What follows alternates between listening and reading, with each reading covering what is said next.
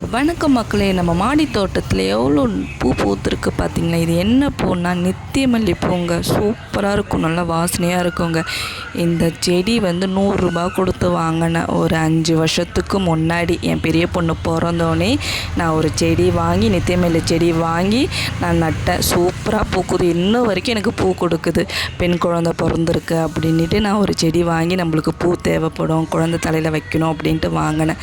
நல்ல பொல்யூஷன் இல்லாத இடத்துல நீங்கள் இருந்தீங்கன்னா இன்னும் நல்லா பூக்கும். ஓகேங்களா? இவ்வளோ கொத்து கொத்தாக பூத்துருக்கு பார்த்தீங்களா? இதுக்கு உரம்லாம் எதுவுமே கிடையாதுங்க. நம்ம வெஜிடபிள் கட் பண்ணுறோம் பார்த்தீங்களா, அது போட்டாலே நான் சூப்பராக வரும்.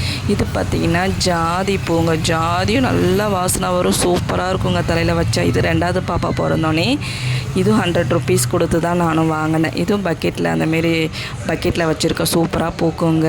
அந்தமாரி பெண் குழந்தை வச்சுருக்கவங்களாம் நம்ம வீட்டிலே பூத்த பூ பசங்களுக்கு வச்சா அது அவ்வளோ சூப்பராக இருக்கும். இது பார்த்திங்கன்னா அரளிப்பூ சாமிக்காக வச்சேங்க. இது வந்து ஒரு ஃபங்க்ஷனில் கொடுத்தாங்க இந்த செடி வந்து.